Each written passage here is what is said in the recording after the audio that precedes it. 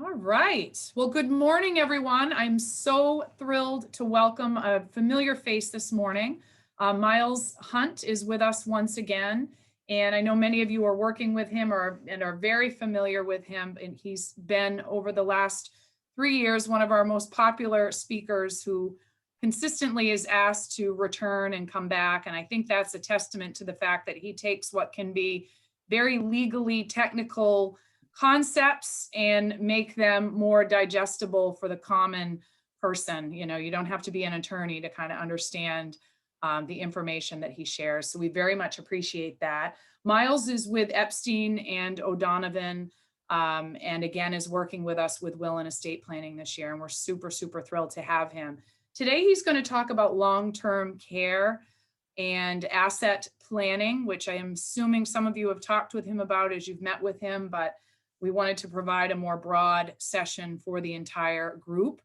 As we move through, as I mentioned, we are recording. You can watch it again later, but I also encourage you to put questions that you have for Miles in the chat, and he'll address those as we move through the session. And then if we have time at the end, we'll, give everybody a chance to unmute and ask any additional questions that you have. So with that, I'm going to go ahead and turn it over to you, Miles. Good morning. Thanks for being here. Thank you. It was great to see you in person yesterday, and we appreciate that you're here virtually with us today. It's always good to see people in person. I am going to be sharing my screen here in a minute because I do have a PowerPoint for you folks, and I'm gonna be taking you through some pretty heavy material. If there are questions, I mean, I don't know.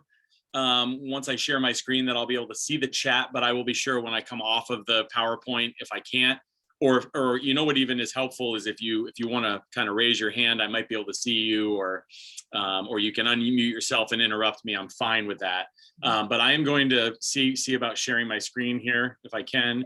And Miles, what we'll do, Ethan and I will monitor the chat, so that's no problem. We'll just let you know if you want to just pause here and there and ask if there are questions. We'll monitor that for you. Awesome. That would be great if you could do the other thing I would say is I'm going to read any questions that come through, and if you see any, Miles, if you could do the same, because in the recording, when you watch it later, it's nice to kind of be able to match up question with answer. Yep. And they won't necessarily see that chat. So okay. Yeah, no, absolutely. So everybody should be able to see my screen. Yes. Okay, awesome. So I'm going to talk about planning for long-term care today. I mean, this has been really a hot topic since I've been practicing law. I mean, almost regularly clients are concerned about losing property, going into long-term care. How do we pay for it? So what I'm going to do is take everybody through kind of the long and short of how you pay for long-term care, what pays for it, what doesn't, what assets you could protect, how you could protect them, what you're allowed to have. There's lots of myths, as soon as you go into a nursing home, the state comes and, takes the keys and steals your property. I mean, it's just not the case. So we're going to take you guys through some of the myths that I hear all the time from people, and hopefully you'll come out of it, especially, at the age a lot of you are at. This is probably, before the time when you'd really want to, be thinking about putting some things into place, because the best timing to really think about doing something or not doing something is around retirement-ish age, kind of 60 to 70. I don't love doing this planning for people who are in their late 70s and 80s. It just gets more risky. So the things we're going to talk about today is the basics of Medicare, Medicaid coverage and eligibility. What does Medicare, Medicaid cover? The types of long-term care there are, crisis planning versus pre-planning for long-term care, estate recovery, what is estate recovery, asset protection strategies, and then other planning tools and considerations. So those are kind of the big 6 things we're going to hit today. So the basics of Medicare. Basically, Medicare is federal health insurance that's provided for people over 65 and some younger people with disabilities and people with end-stage renal disease. So this is usually the one, once you kind of hit 65, you automatically qualify it, especially if you've been paying into the system for a long time. There are different parts that of coverage. So Part A will cover the inpatient hospital stays, some care in a skilled nursing care, and I'll cover that a little bit later, hospice care, and some other health care. I mean, you have to formally be admitted to a hospital with a doctor's order to get inpatient. Medicare Part B covers things like doctor's services, your actual primary care physicians, or referrals or tests and, scans and things like that, medical supplies and preventive services. You guys caught my first typo at the same time I did. Medicare Part C is like a supplemental plan that you get. You have to pay an additional cost for that, but with more cost can come more coverage. Medicare Part D is the kind of the prescription drug coverage that a lot of folks will qualify it for after. So then there's Medigap insurance. And the reason they call it Medigap is it covers things that Medicare does not cover. It's extra health insurance that you will likely buy from a private company, someplace like, Humana, AARP, United Healthcare, some of those, examples for you. And it covers the things that aren't covered by Medicare, co-pays, deductibles. There's about 20%, that Medicare doesn't cover for. The average cost of most Medigap policies is going to be from anywhere from $50 to $300 a month, depending on the types and level of policies that you have. And in 2010, the federal government had standardized the types of Medigap plans. So there are really, not to make this too complicated, but there are 10 different options. So it's something that, as you get closer to retirement, closer to that 65, when you're going to go on Medicare, I'd highly recommend that you think about reaching out to a place like, Seniors Plus or, Elder Independence of Maine. These types of places are free as far as giving advice and helping you shop around to find the best policies.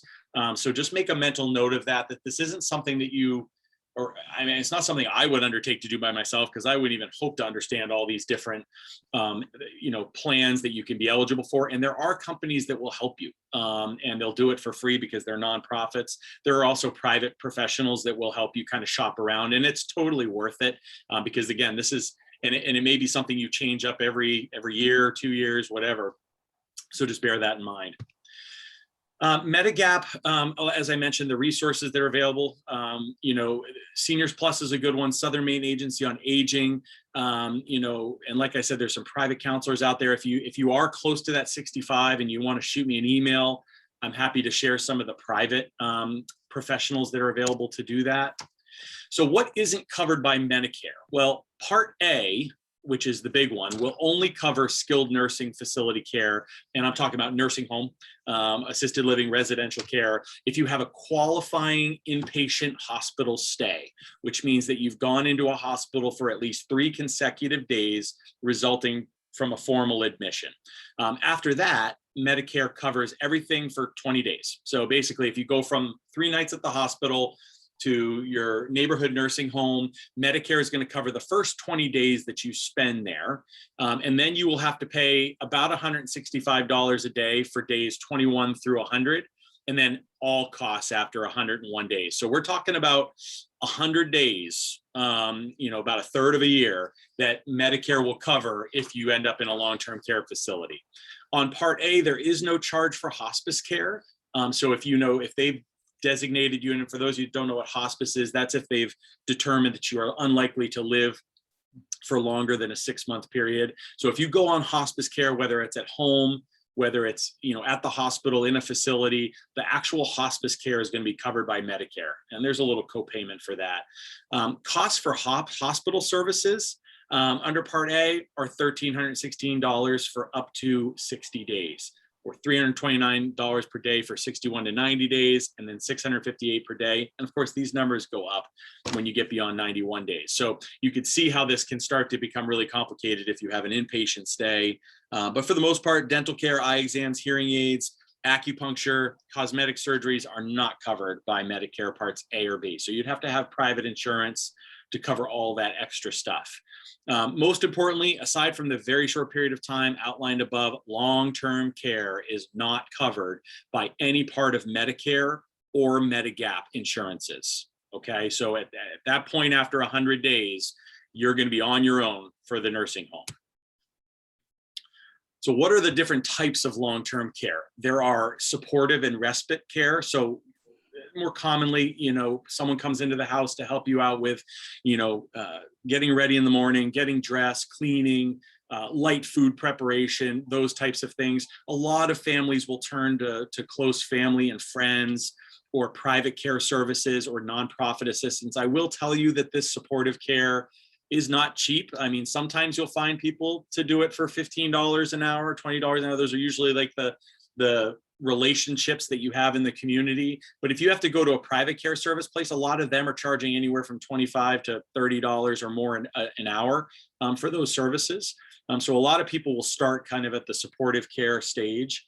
And then there's what's called the home and community-based services through Medicaid, and Medicaid will actually pay for in-home or assisted living care if it can be obtained at a lower cost than in a nursing home. So you might be eligible for a certain number of hours through DHHS's Medicaid program. Then there's assisted living. Assisted living is the one, where it basically allows people to live independently in an apartment or a room. They have meal prep, cleaning, personal care and medication administration. But, this is not, you don't need a nurse there. You don't need someone to help you ambulate to the bathroom or shower or turn over in your bed or any of those things. So assisted living is kind of like the independent living, retirement home type living that a lot of people seek out. Residential care, it provides a little bit more. It provides shelter and personal care services, but that's typically non-medical. So it's not like a nurse coming in to change wounds and things like that. That's residential care. If you just need a little bit more care than what you would get in assisted living, that's res care. And then nursing home care is the highest level of long-term care. And it's what you would expect. It's non-inpatient hospital care, but it's typically providing nursing services, rehab, PT, OT for injured, disabled, or sick people on a daily basis. So when Medicare doesn't cover the cost, what is it going to cost? Well, right now, the average cost for assisted living, so that independent living, is about $4,000 to $7,000 per month. The average cost for most nursing home care is about $8,000 to $12,000 a month. And again, it can vary depending on, how nice a facility you're in, how desperate the times are. I can tell you that number's gone up since I've even practiced over the last 15 years. Most facilities were in the 6 to 10 range when I started, and now they're already up to 8 to 12. And I think we're just going to see that go up and up with the aging population. Long-term care insurance, if you have looked at it, or if you have it, or if your loved one has it, is great. I mean, it covers a chunk of the long-term care costs. You typically should think about purchasing those earlier in life because they're cheaper if you get them earlier in life, like most insurances. It can be very expensive, upwards of $4,000 to $6,000 a year if you're older, and again, a lot of it depends on the type of policy you get, how much coverage you get, but it is certainly something that, if you're concerned about your long-term care, you can look at getting that. And make a note that if you are interested in exploring that, one of the insurance agents that I like to recommend is Kerry Peabody out of Clark Insurance, and he's kind of a long-term care insurance specialist. Who presents frequently. So if you have questions about long-term care insurance or want to look into whether it might be for you, you can give Kerry Peabody a call at Clark Insurance. And if you can't private pay, so if you don't have enough money to private pay the money up top there, and you don't have long-term care insurance, that's when Medicaid, or MaineCare as we call it in Maine, steps in. It's the safety net, and it's a federal program that's run by each state separately. And each state has to comply with the federal mandate, but there are some things state by state that can vary. There are very, very strict eligibility requirements and a very burdensome application process, which we're going to talk about a little bit. Basically, for medical eligibility for programs, when you're trying to become eligible for Medicaid, they're going to look at the financial side and the healthcare side. And usually what comes first is the medical side. And basically they do these functional assessments to determine, whether an individual it needs certain attention and whether they're eligible for certain levels of care. Things like bathing, dressing yourself, transferring, meaning getting from bed to chair to bathroom, whether you have any incontinence issues or you need meal prep or feeding. They call those the activities of daily living. And essentially, if you need help with 2, 3, 4, that will dictate what level of care Medicaid wise you're eligible for.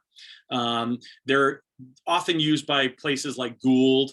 Gould used to be the organization that would do those assessments now. I think they use Maximus, to do those assessments. And again, they're going to gauge your eligibility and your ability to complete activities of daily living.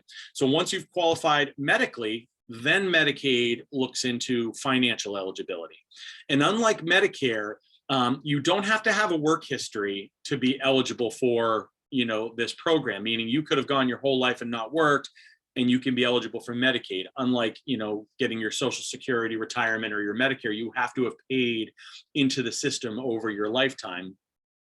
MaineCare covers more services at less cost than Medicare, though. Full benefit MaineCare provides comprehensive health coverage with no deductibles or premiums and small copayments. You have to have a low income and limited assets to be eligible. Adults ages 21 and over with income up to 100% of what they call the federal poverty level, who meet the other asset tests and other requirements, will be eligible for what they call full benefit MaineCare. I listed the income asset eligibility down below. So essentially, if you make more than that amount, you'd have to look at private paying, for more Medicaid privately first. You're allowed to have up to $10,000 in countable assets. So if you have $10,000 or more, you are not going to be eligible for Medicaid until you've spent that down, if you're a single person. If you're married and you're both applying for Medicaid, meaning both spouses are going into the facility at the same time, you're allowed to have only up to $15,000 each per spouse. If you're married and only one spouse is going into the facility, the spouse who's going into the facility can have up to $10,000. The spouse who's staying at home, the community spouse, is allowed to have an additional $130,380. And that number does go up slightly every year or two. And when I say slightly, it's like $1,000 or something like that. So it's not like it's rising exponentially. So again, $10,000 is the asset eligibility amount for single people. 130,380 is what your spouse can keep if they're not going into the facility. If you're over that amount, you're writing the check to the nursing home or having to do some other type of planning. And I just want to make sure, Mary, we don't have any questions to, okay, you have your hands up. Yeah, Sorry. I do. I had to minimize the camera. Yeah, a couple of quick questions, and I will put my hand down in a minute when I figure out how to do that. So you said on an earlier slide that, basically before a certain age, earlier, sort of that earlier in life window of purchasing a long-term care policy. Mm-hmm. You define that sort of age-wise? Yeah, I mean, like most insurances, the earlier you do it, the cheaper it's Right. going to be. I mean, I got disability insurance coming out of law school, and it was a lot cheaper back then than it would be for me to get it now. Right. I think that most people start looking at long-term care insurance somewhere in their late 30s to early 50s is kind of the best window to look at getting the deal. But once you hit 60, then you really probably start looking at much higher premiums. Is that? Oh yeah, yeah, I would say 55, so. And I mean, 55 to 60. Yeah, and some people it's worth it. I mean, if you have a $1 million, $2 million or something like that, and you're worried about paying $150,000, $300,000 a year for the spouses, I mean, that money can be drained quickly. And long-term care insurance for those people to pay $5,000 a year to protect $2 million is real smart. For the people who only have a couple $100,000, it's not going to be, long-term care insurance is not going to protect that much, and you'd probably be better off looking at other potential options. And most long-term care insurance policies, they're going to cover a portion, not the whole thing. So if it costs $385 a day for nursing home care, you might get a long-term care policy that pays for $200 of it a day. But again, it reduces how quickly you have to spend down your other assets. Yeah, great. Now, the other question I had, this was, I had a relative recently that was in a situation where they needed to access long-term care, and they realized that there was a waiting period, that it wasn't as, the benefits aren't going to automatically kick in. Can you speak to that? I'm assuming that varies based on policy, but I would imagine, is it good advice that as soon as you have a health care, you're elderly and you have a health care crisis, you probably want to be reaching out to your long-term care provider immediately, even if you're not needing long-term care services right then and there, because I hadn't thought about a waiting period, you know. And when you talk about the waiting period, are you talking about the period for eligibility for Medicaid or for your long-term care insurance? For long-term care insurance. Yeah. So, I mean, basically, if you have a policy, you want to reach out to them as soon as you have an event and let them know that it's going to be a possibility, because then they have to go through their approval process to make sure that you have met the standard of your insurance policy. And some policies don't have a waiting period. It's like, you know, you can use the money for in-home supportive care if you wanted to. And all you have to do is say, hey, I'm paying, you know, John Doe to take care of me, and they will start sending a check for the amount that you need. Right. And I would imagine that with that waiting period, once you've met that, is it your understanding that they would prorate or backdate benefits at that point? So they, yeah, most of them do. Most of them, they, you know, because usually you're having to, while your insurance is kicking in, you might have to private pay, Right. and then they'll reimburse for that. You know, Okay. kind of like a retroactive reimbursement.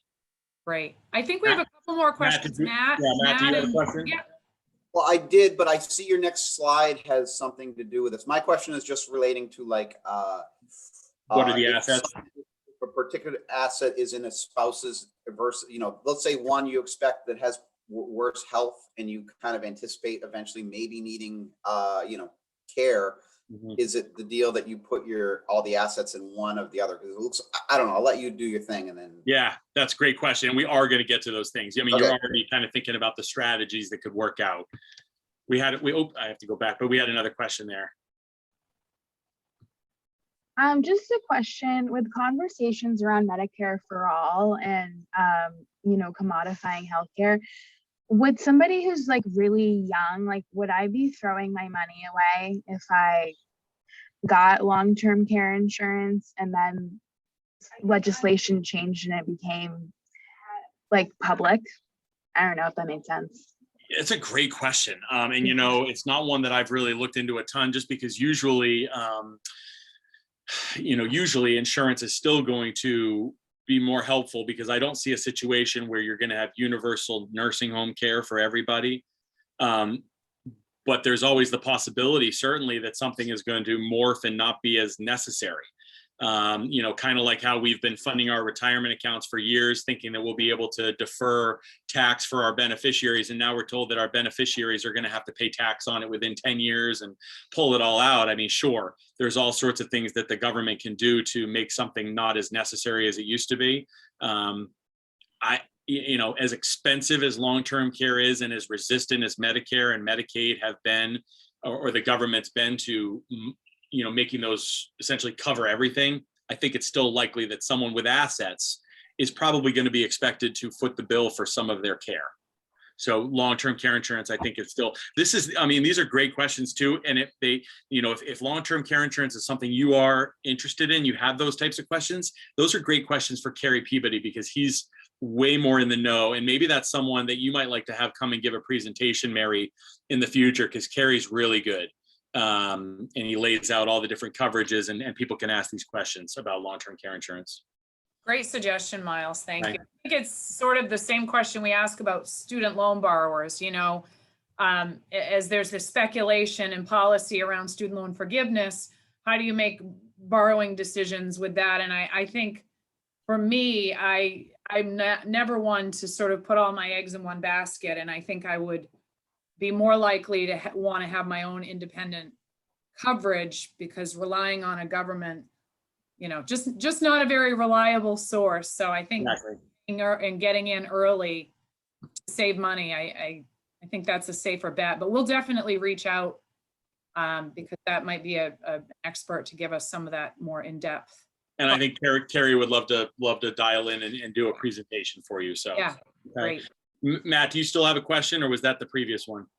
I'm assuming not. Okay, we're going to move on. So what are countable resources for eligibility purposes? Well, essentially everything that you and your spouse, not domestic partners, we're talking about you and your spouse own that are not exempt. So cash, stocks, bonds, investments, credit union accounts, savings, checking, real estate, cash value of life insurances, annuities, HSA account. I mean, anything that you and your spouse have the ability to liquidate and use is a countable resource. Now, the exempt assets for eligibility purposes are your primary residence. Okay, so you can own a home, you can own a vehicle, you can have mortuary trust, so you can have prepaid for your funeral expenses, and you can have personal, Medicaid doesn't get too wrapped up in personal property and belongings, jewelry, furniture, things like that. And then they basically, as I indicated, they allow up to $10,000 outside of those four things for an applicant, and now it's 130. I haven't updated this slide, but it's 133.80 for the community spouse. So between spouses, you could own a home, a car, have up to 10,000 in the spouse's name going to the facility, and 133.80 for the spouse staying at home, and still get Medicaid eligible. Okay. Now, once you're over those amounts, that's when you're talking about either having to do some crisis planning or spending it down to get below an amount. And if you're kind of just over that amount with your spouse, there are plenty of things we can do. You know, we can fix up the kitchen that needs to be fixed up to get below. I mean, there's things we can do to get below without having to get too crazy, but that's what you're allowed to have. Now, crisis planning versus pre-planning. Essentially, if a spouse or a loved one is about to go into a nursing home or some other type of long-term care facility, you're in crisis planning stage, because you're either going to have to start private paying, or you're going to have to start applying for Medicaid right then. And there's usually, as you can imagine, fewer options when we get to the crisis planning stage, especially if you're unmarried. I mean, if you're unmarried, you better hope that there are some exempt transfers you can make. And we're going to talk about what are exempt transfers, or purchasing some type of Medicaid compliant annuity. Leading up to the crisis planning, you're just in varying degrees of pre-planning. There are obviously more options for asset protection available the earlier you do it, but there's also downsides to that level of planning, as some of you are finding out in our estate planning sessions. Things like how old you are, what your health is, what the family dynamics are. Yeah, Mary? Okay, I thought someone said something. No, nothing here. Okay. Thanks. So some of you might have heard about the 5-year look back period rule. And this is super important when it comes to doing pre-planning. What I want you guys to know is essentially that any transfers that are made for less than full consideration, meaning, not a sale to a third party, if you give something away or transfer it away for way less than fair market value, selling a house for $5 to your child, is potentially going to trigger a penalty period for the applicant, the Medicaid applicant, if you've made it within 5 years of the application date. So the way that would play out is, let's say my wife and I transfer our, camp on Sebago, which we don't have. But if we transferred our camp on Sebago to our kids, and then within 5 years, I got sick and I tried to apply for Medicaid, the state of Maine is going to deny me eligibility for Medicaid because that gift was made within 5 years. So when you're thinking about protecting assets, you need to do this, years in advance of a potential likelihood of needing to go into long-term care. So this gets back to why I don't like to do this planning for people in their late 70s or older, because the risk is higher, obviously, at that stage. I also don't love doing this planning for people who are really unhealthy, because again, 5 years is a lot longer when you get, older than it is when you're, 16. So just bear that in mind. That 5-year look back period is huge. And the real policy behind this is that if those assets had not been gifted or sold for less than fair market value, then they would have been available for the applicant's care. And what most states don't want you doing is giving all your assets away and then going into a facility and saying to the state, I don't have any assets. I guess the taxpayers have to pay for my medical care for the rest of my life. And when you're talking about MaineCare, we're all paying into our taxes. That's what pays for MaineCare. So the more people that are on it, the more money that program is going to need from our taxes. So examples of the types of transfers could be real estate, cash, helping others pay for things, donations to charities, etc. Matt, you have a question? So is it an issue with transferring them to you can't transfer it to a spouse? Like if you're, a couple, you don't transfer it to the spouse. If you expect one of them may need long-term care, I know there's no crystal ball, but it's not a thing to transfer to your spouse. You got to transfer it to someone outside of you and your couple. So you've gotten to the first exempt transfer, because transfers between spouses are exempt. They don't count for the 5-year look back period. And there's a number of other types of transfers that wouldn't count as a transfer that would disqualify you from Medicaid. So like, for example, if Matt, if Jessica was getting sick and she had, $80,000 in an IRA in her name, you might want to cash out the IRA, pay the tax, and move the net proceeds into your name if that would otherwise get her eligible for Medicaid. And I've had to do that before, where we had one spouse that had, say, 80,000 in their name, the other spouse had 40, and between them they were under it, but the spouse going into the facility had more than 10. So we had to get that 80 over into the other spouse, the healthy spouse's name, so that this guy could go into Medicaid. Does that make sense? Yeah, so I'm just saying so what you're saying is you can transfer it to your spouse, the one that's not going into long-term care, and they still can get out of, or you can retain those assets or those. Correct. Yeah. Yes, correct. So, I mean, one of the planning strategies is transferring the assets into the non-nursing home bound spouse's name, and staying under the eligibility amounts. And then Got that a paper, rock, scissors match to figure out who's going in, I guess. well, yeah, exactly. And, it sounds weird, but I have had spouses that get divorced, because it just made sense that, there's one spouse with a ton of assets and one who has none, get a divorce. And then that person immediately goes into Medicaid, and the spouse who had all the assets doesn't have to spend them. It sounds crazy, but in second, third marriages, sometimes people, it's much smarter for them as a spousal unit to protect their assets. And just so you know, when you transfer the assets, the way the Medicaid calculates how long you're penalized for is they take the amount of the gift. So let's say I gave $50,000 to my kids.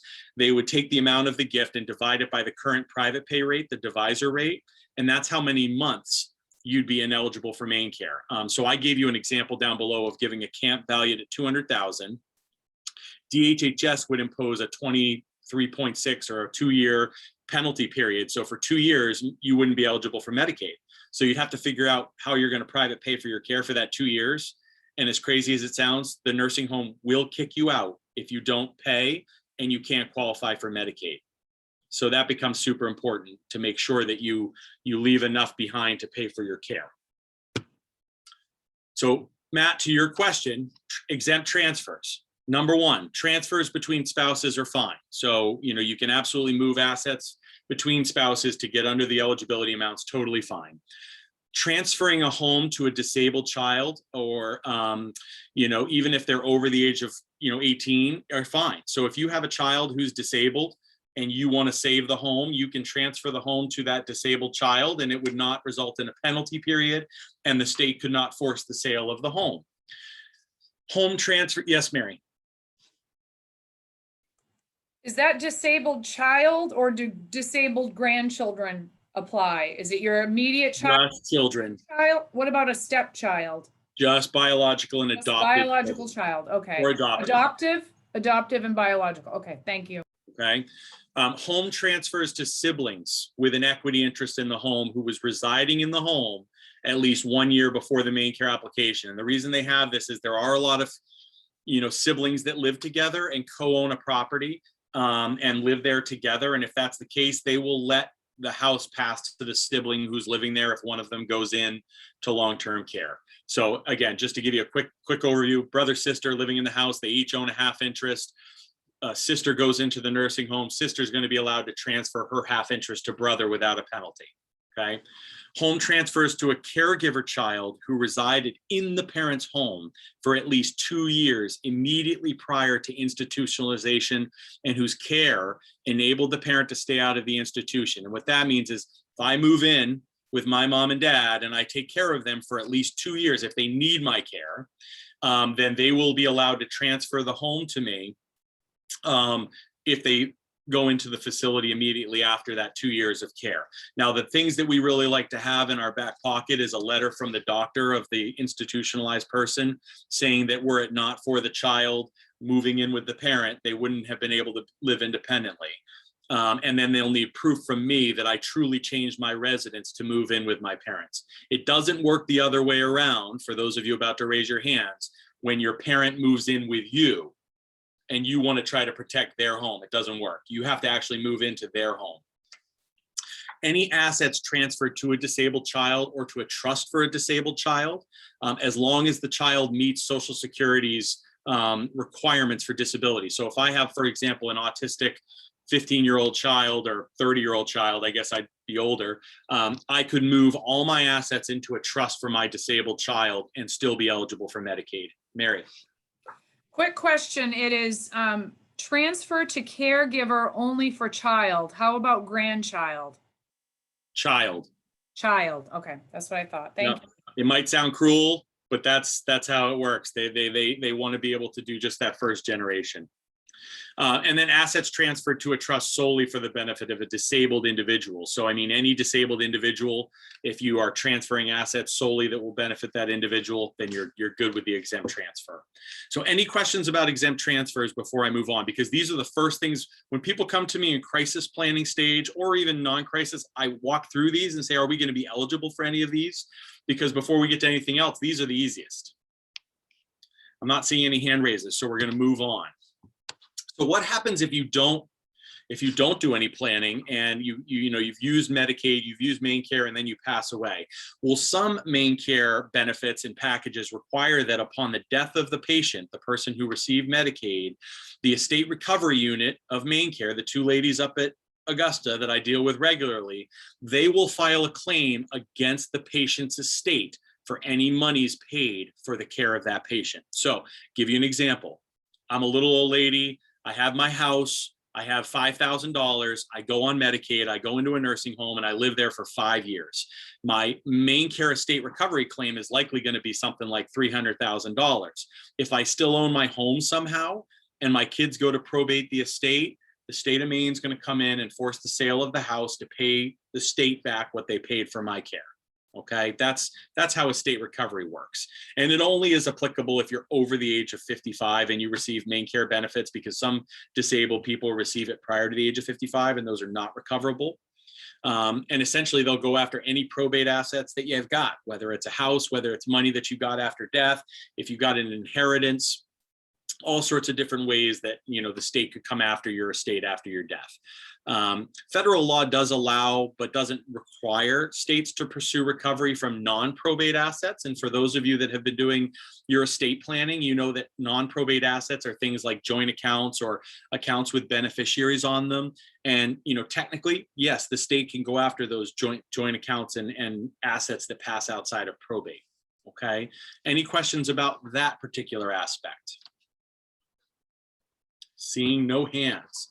So here are some options for protecting your assets. And I'm going to go right through doing nothing to kind of the far end of the spectrum. So again, you don't have to do anything. I mean, no one's making you transfer assets. No one's making you create trusts or add your kids as joint owners to deeds and things like that.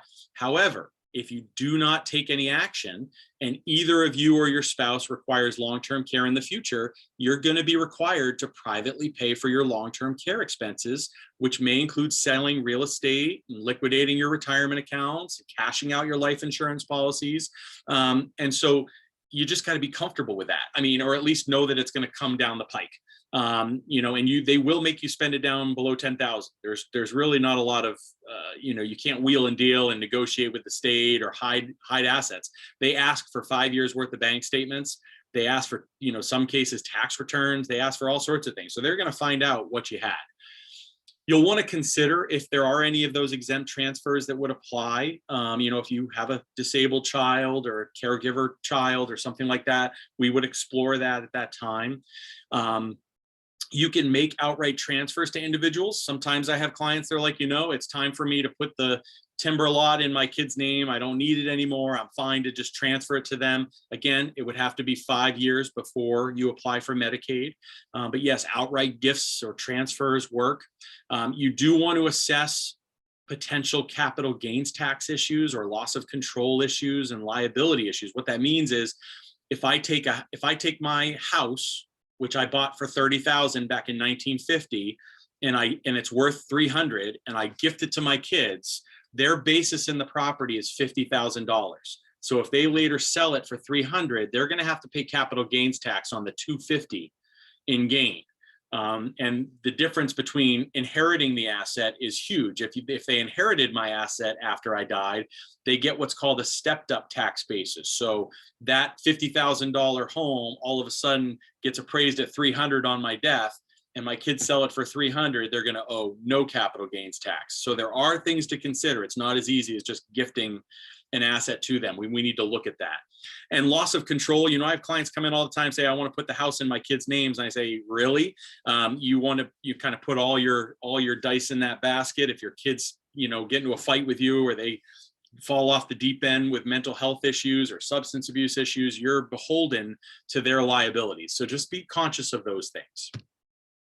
You could take the wait and see approach, and this is pretty common for people that have sizable liquid assets. You don't have to take any measures right away to protect your estate, but if you required long-term care in the future, there are strategies called they call it reverse half a loaf gifting, where you give half the estate to your beneficiaries, and then you purchase a special type of annuity that pays through the private pay period.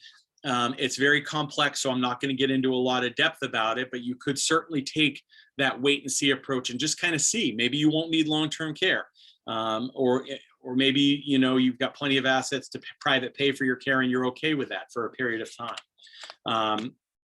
We can transfer assets into an irrevocable Medicaid compliant trust. This is one that those of you who we talked about in our estate planning session is my favorite to use when people want to try to protect assets. Now, the consequences are you will have a loss of control. So you have to be comfortable giving up control of your house or your camp or your cash or your savings to protect it. You can't have your cake and eat it too with the state. They don't let you keep control of assets and protect them. The 5-year look back period is still an issue. So when I create this trust and I transfer assets into the trust, it's still 5 years from the date of that transfer into the trust that would apply. There are concerns regarding your trustees that you choose to manage those assets. Now, 95 times out of 100, that's going to be the kids, the children that are going to be the trustees. So usually there's a lot of trust there, that the kids are going to just do the right thing. They're going to hold the assets and protect them. Now, the benefits are that you can retain, as the person who's protecting the assets, you can retain the rights to the income.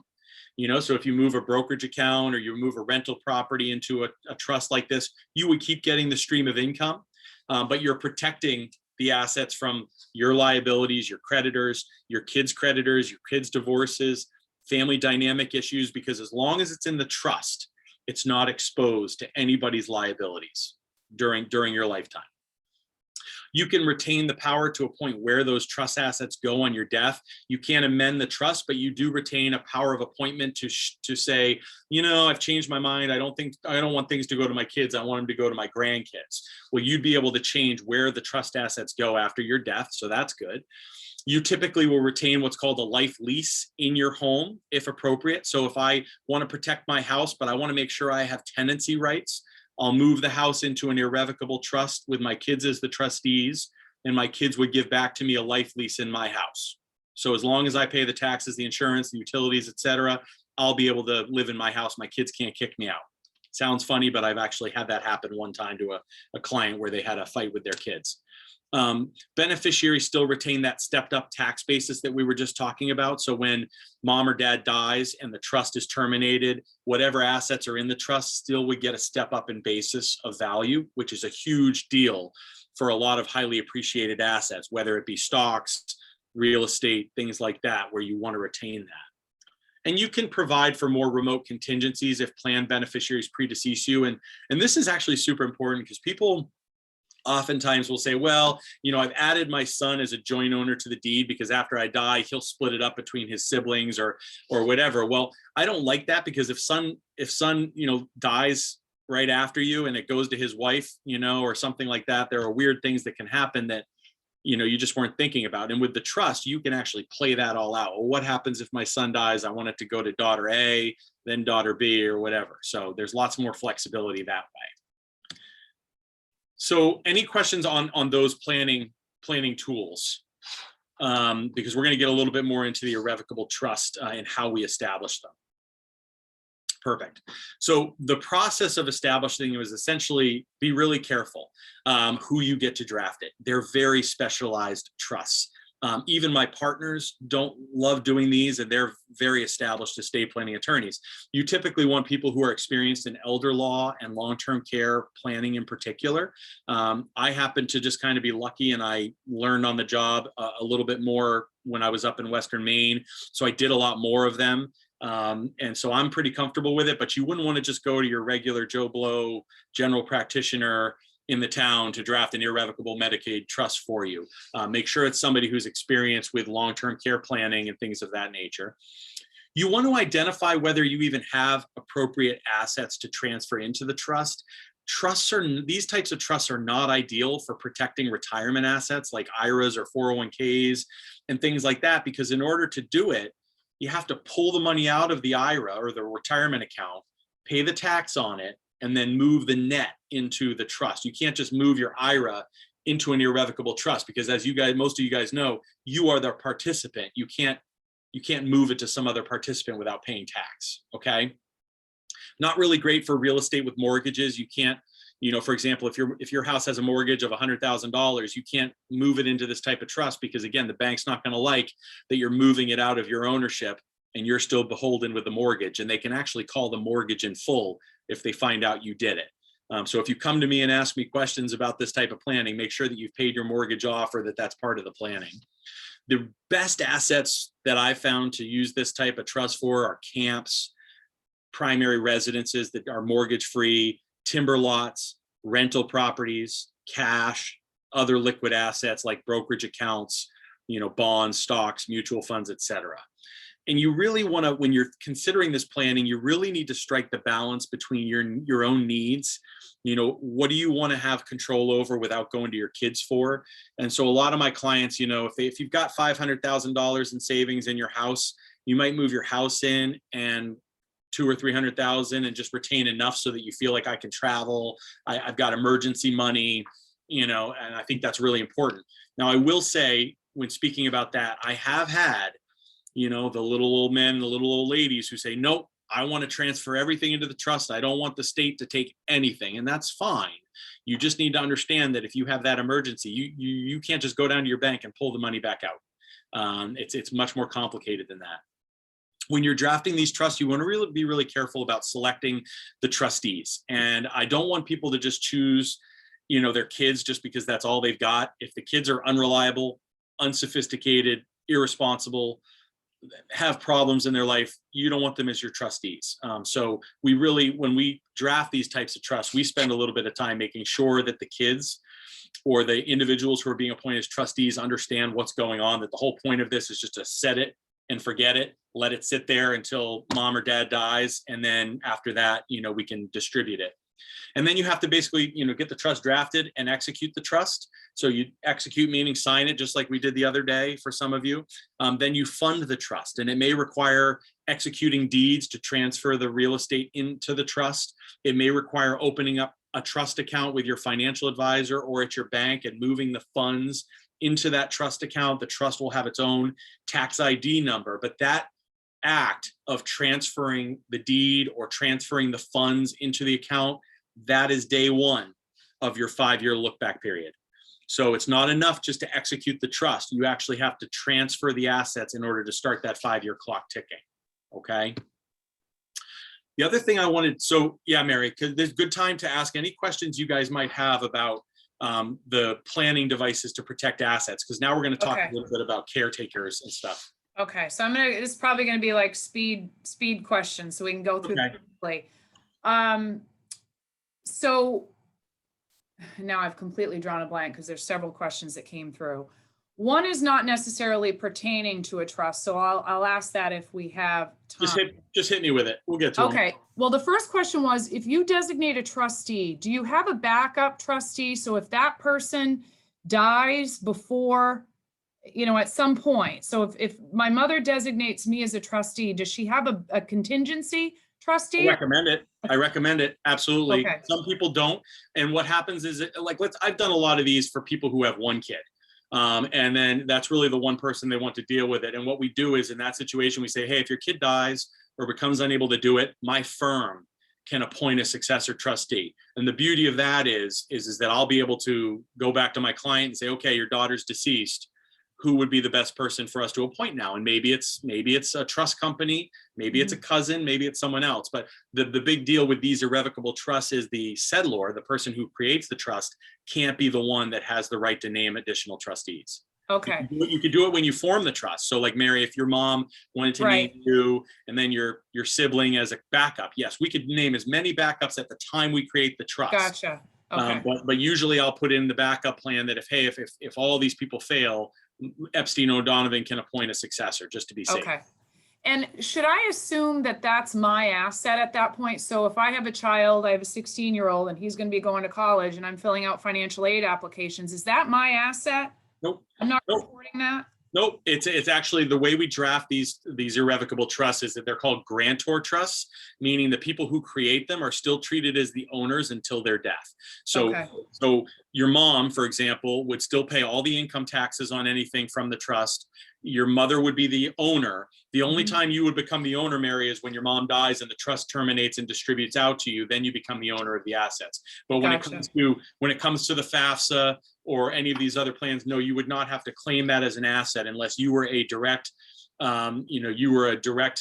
beneficiary of a non-grantor trust. Gotcha.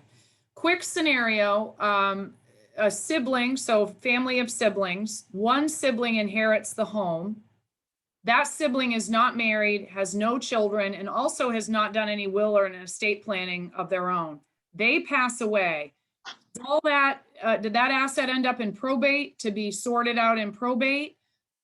You know, if- Patriarch dies, leaves everything Yeah. to one of, let's say, 4 children. 4 That, kids, yeah, that child dies, that property is going to be part of the brother's estate. yeah. And if the brother has done no will and estate planning whatsoever, has no children, no spouse, that ends up in a probate mess, I would assume.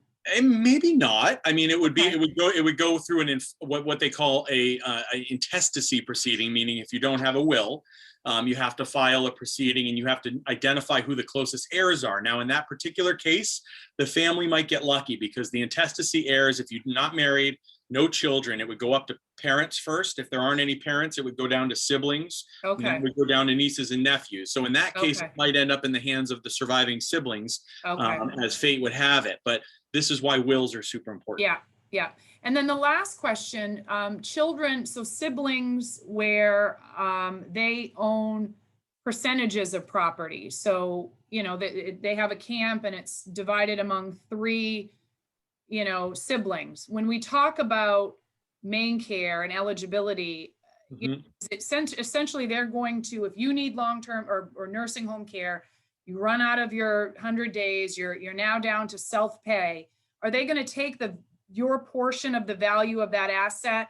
So here's what happens. So here's what happens. 3 siblings, they own a camp as tenants in common. They each own a third. Brother 1 gets sick, goes into long-term care. Brother applies for main care. What they would need from brother 2 and brother 3, for example, is a letter saying, I refuse to sell my portion of the property. Mhm. That would exempt the camp for the brother A's eligibility for Medicaid, which means he'll be eligible for Medicaid.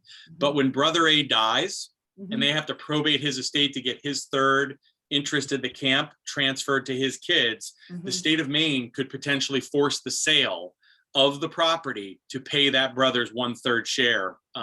Or you pay out that 1/3 share. Or you have to pay buy it to the that brother's share out. Yeah, You have to pay yeah, main care gotcha. off. Yes. At market value. The way we do it is we would get 2 brokers' opinions of value, and the state of Maine says you have to buy it for at least usually 90% of the average of those 2 brokers. So if you get a broker for 200, a broker for 220, you'd have to buy it for 90% of 210. Gotcha. Okay. Basically find yourself a good attorney that knows how to negotiate with main Yeah. care to deal with that. But yeah, Okay. you deal with a mess. And there's so many ways to avoid it if the siblings are all on the same page. So something to Thank think you. about. If any of you co-own properties with your siblings, you need to have this discussion with your siblings, because even recently I've had families that had to sell a camp because they just couldn't buy out the sibling share and pay main care back. Great, thank you. That concludes my speed lightning Q&A there. Thank Awesome. I only have 2 slides left too, so we're really nearing the end here. I wanted to talk a little bit about private and family caretakers and personal care contracts. So to give you the example, if I move in with my mom, the last thing I want is for my mom to start giving me cash and just paying for things with nothing, nothing to show for it. Because if my mom ever needs to apply for MaineCare and they look at 5 years worth of bank statements, they will assess a penalty period for all those cash gifts my mom gave to me, unless I can substantiate that they were for services. So if you're one of those people taking care of your parents, or if you know someone who's taking care of their parents, you should ask them, do you have a personal care contract? Because a lot of times people do things so under the table.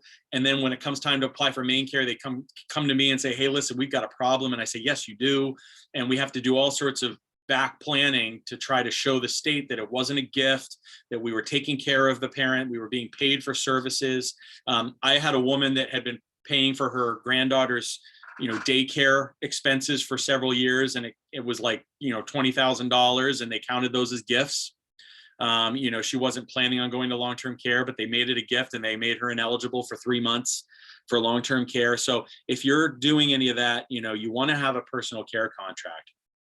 MaineCare typically only recognizes payments for services if you have a certification or a letter from the doctor of the parent that the elderly individual needed those support services. So you can't just kind of move in with your mom, sit and watch TV all day and have her pay you $25 an hour to sit there with her. She needs to have needed you to help her ambulate or make food or things like that. You have to have an executed personal care contract, and they're super simple. They're like 2-page contracts that I have, but they have to be in writing. They have to be for care that's provided in the future, and compensation has to be reasonable. So you can't execute it and say, I want to pay the last 4 years, so you have to do it and then pay moving forward. And then the proof for the payment that were made at the time has to be made. So you have to have regular invoices or at least a log book that says, here's what I worked, here's what I've paid.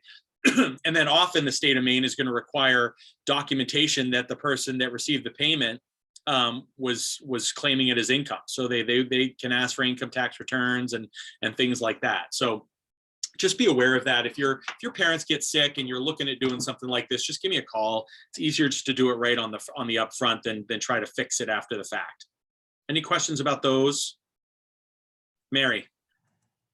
Yeah, there was a question. Let me just pull that up real quick. Would it help to not count it as a gift if the recipient called it income on their tax return? I think that's what that. The hard part is how do you claim it as income? If my parents just give me $15,000, I can't call that income. It's just a gift.